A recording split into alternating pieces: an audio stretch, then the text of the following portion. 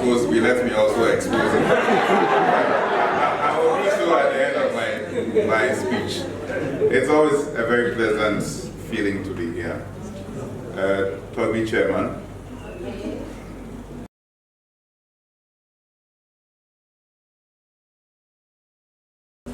May I have your permission to stand on existing protocol?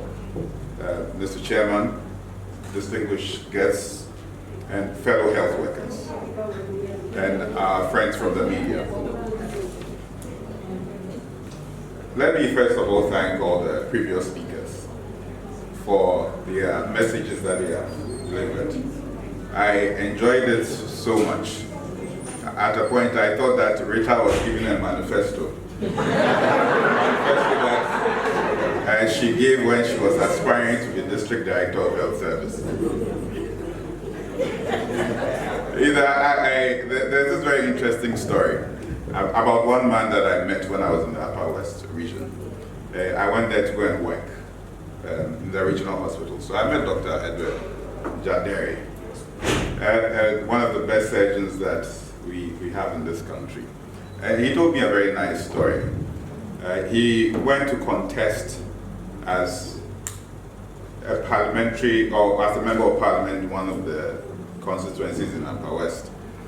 And he was doing so well, he was a clear favorite for that particular elections.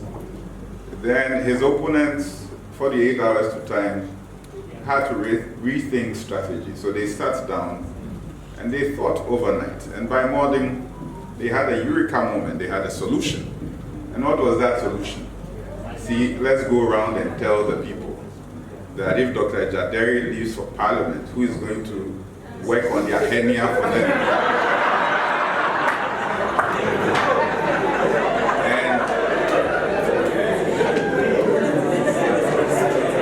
so that worked a lot of magic for his opponents. And so the long and short of it was that Dr. Jaderi had to return to the theater.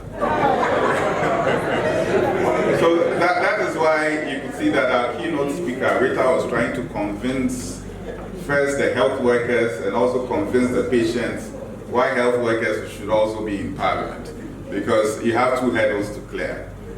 When you attempt to leave, a lot of people will pray that you remain because they need your services. And then when you are done, then you have to go ahead and convince delegates why they should choose you. And I'm sure most of you will know what it takes to convince delegates.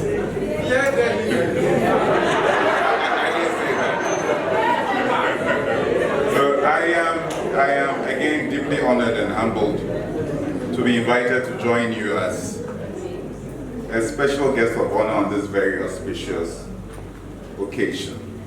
Let me personally thank GRNMA and all your partners. You have been extremely good to the health service. I must say that you have been too kind. For the past 3 years since I began working closely with Moses and his team, at every point in time, any assistance that we have required from the association, they have been at hand to offer that to us. So I think that you should give yourselves a big round of applause.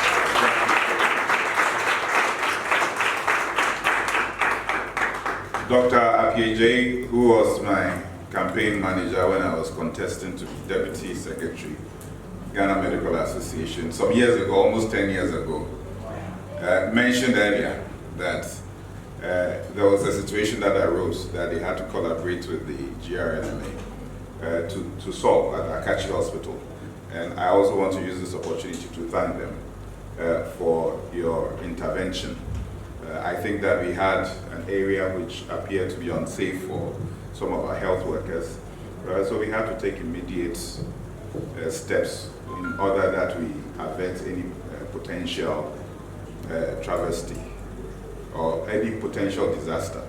Currently, the good news is that we've gotten the Assembly to act. They are renovating some aspects of the hospital, but it's still not good enough. We've spoken to the regional minister, who in turn is speaking to the Minister of Health, and all this through the Director General of the Ghana Health Service. So the permanent solution, which includes completing a structure which is about 70% away from completion. A lot of effort is going to be put into that, and we hope that maybe by the end of the year, we have better working conditions for our people who are in Akachi Hospital. Just for you to know that because of collaboration, we have been able to expedite this particular intervention. So thank you once again for your collaboration. We always be at hand to collaborate with you. This gathering here today renews our commitment and belief in the time-tested values of nursing and midwifery. And you all know that approximately 163 years ago, an esteemed individual who we always acknowledge and celebrate on days like this, Florence Nightingale, established the first nursing school in the world. Just 30 years later, Ghana also started practicing nursing. But Nightingale did one thing that was very remarkable. She promoted the concept of nurses as a professional, educated workforce of caregivers for the sick. Her philosophy, values, and principles have found expression in the nurse's pledge and the midwife's prayer. Now for Steve, your answer. She was asking me whether we had a prayer as doctors. My chairman, we have a prayer. So, of course, we don't have a prayer. The Lord's Prayer. The Lord's Prayer is our prayer. So we would adapt that. So thank you. But the words are always very touching, and I always would like for us to calmly reflect on it. But I'll just paraphrase it. I solemnly pledge myself to the service of humanity and will endeavor to practice my profession with conscience and with dignity. I will maintain by all means in my power the honor and the noble tradition of my profession. So at every point in time, let us not forget this. Let us not depart from what our philosophy says, what our values are. Once upon a time, the originators of this noble profession had a vision. The vision was clear and bold. The highest possible standard of health for all people. We find ourselves as the holders of this baton in this unending race toward the pursuit of what has now been termed universal health coverage, primary health care, achieving the health objectives in the SDGs. So all these have found reflection in all our policies as a people. On days like this, we celebrate an invaluable contribution to the delivery of health services over the years by our nurses and midwives. There will be no healthcare system, and let me be very emphatic. There will be no healthcare system without a health workforce. And there will certainly be no health workforce without the nurses and midwives. So without your fraternity, there will be no workforce. Ofayao mentioned that 60% of our health workforce are nurses and midwives. So that places a very huge responsibility on your shoulders. So should the health service rise, a lot of it will depend on you. Again, should it fall, it would be because of your negligence, of your core responsibility that has been imposed on you. On behalf of the Regional Health Directorate, I'd like to express our utmost gratitude to all nurses and midwives in the Volta region. Together we have achieved a lot, and I can just mention a few of them. We reduced the institutional maternal mortality ratio in the Volta region from 100,000, 103 per 100,000 births to 82 deaths per 100,000 live births. The national target for 2022 was 125, but we are currently doing 82 deaths per 100,000. I think that we deserve a big applause.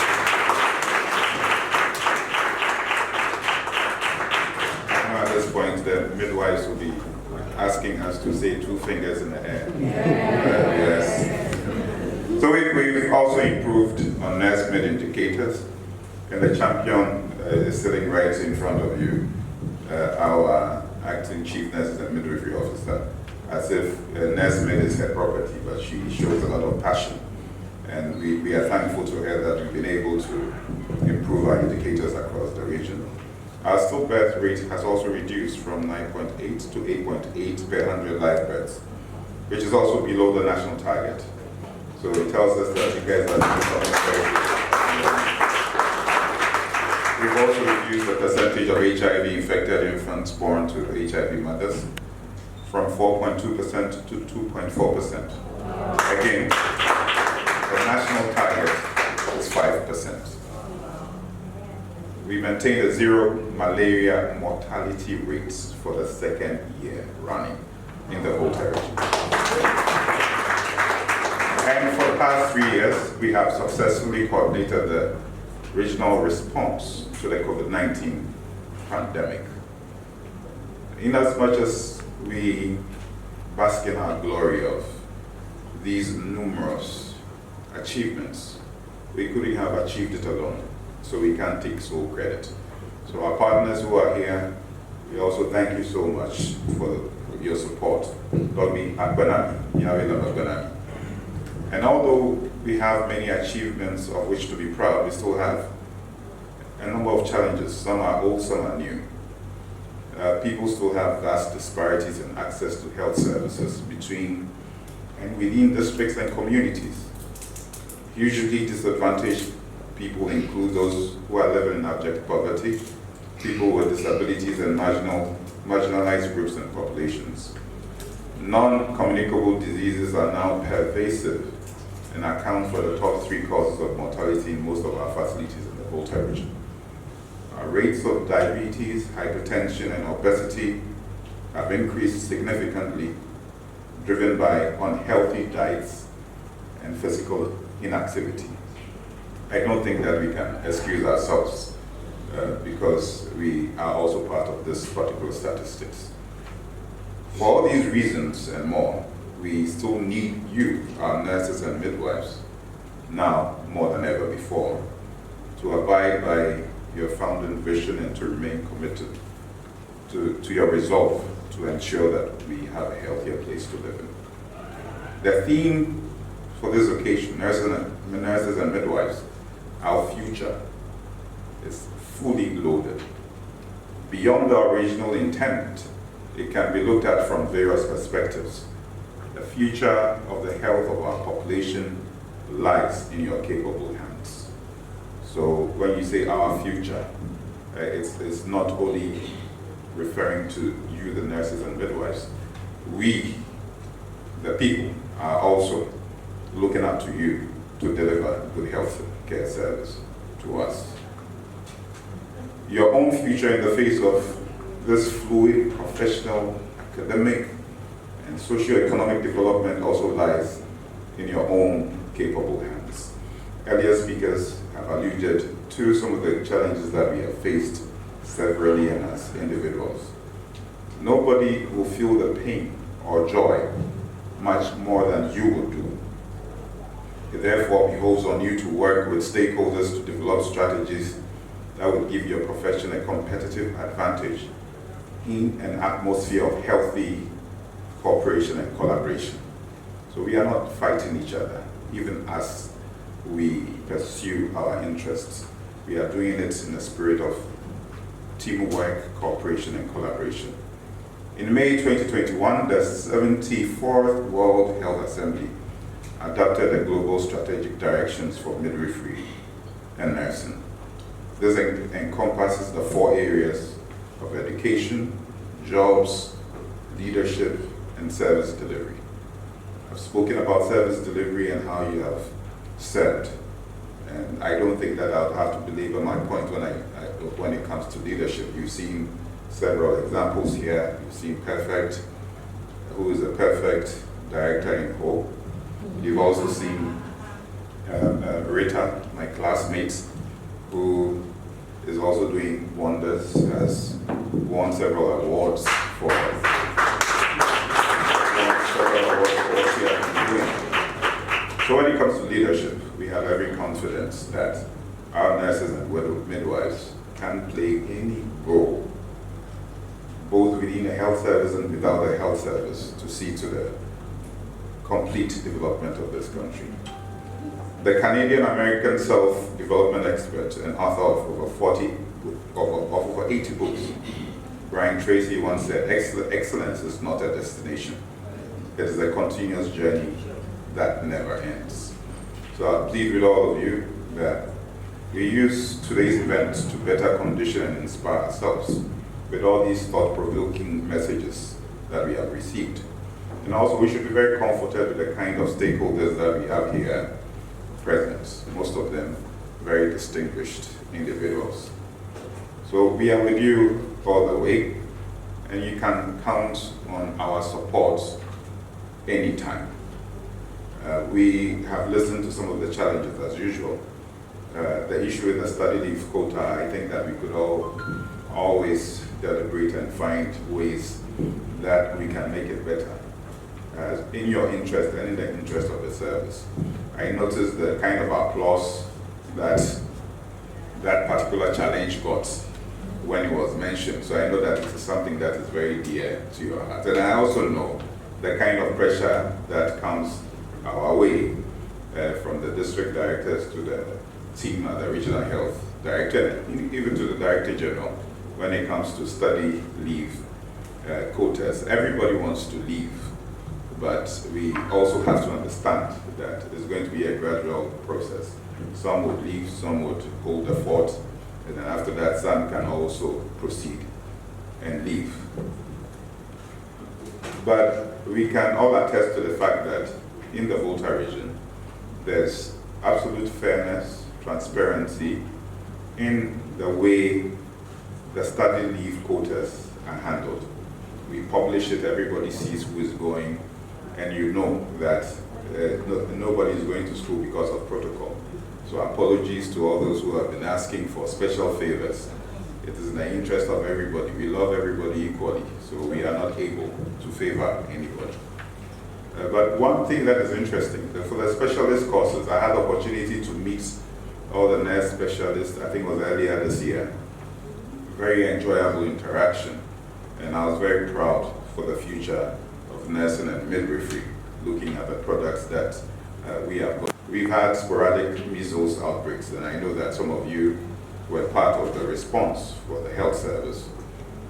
And I would want to plead with all of you that we fashion a strategy to be able to reverse this downward trend. It's not meant for only the community health nurses. I think that we as one team would have to develop strategies.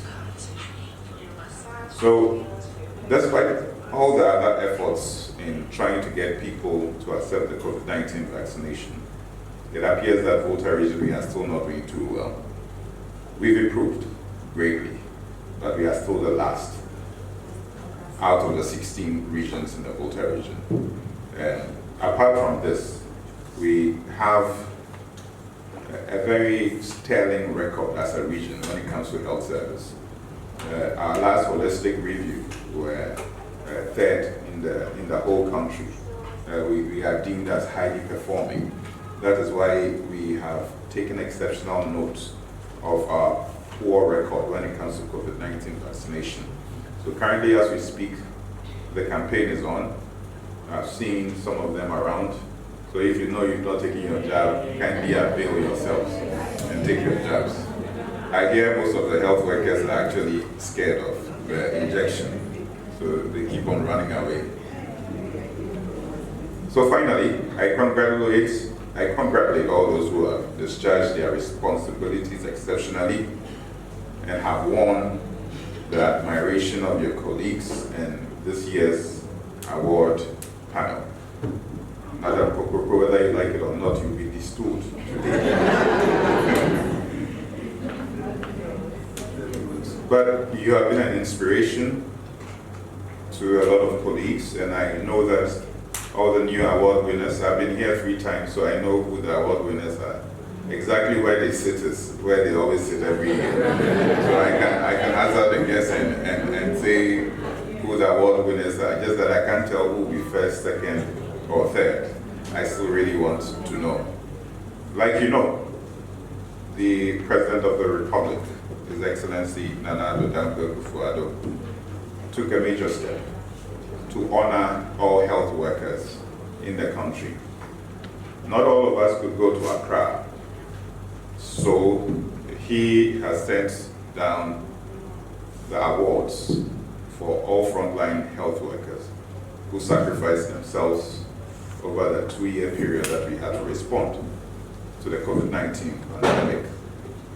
So in due course, together with the regional minister and our important stakeholders within the region, we are going to also organize ourselves to properly recognize the efforts of our frontline health workers during the COVID-19 fight. I thank all of you for your commitment to a healthier Volta region. May we have very fruitful engagements throughout the Nurses Week, both at the regional and the district levels. So thank you very much and have a good day.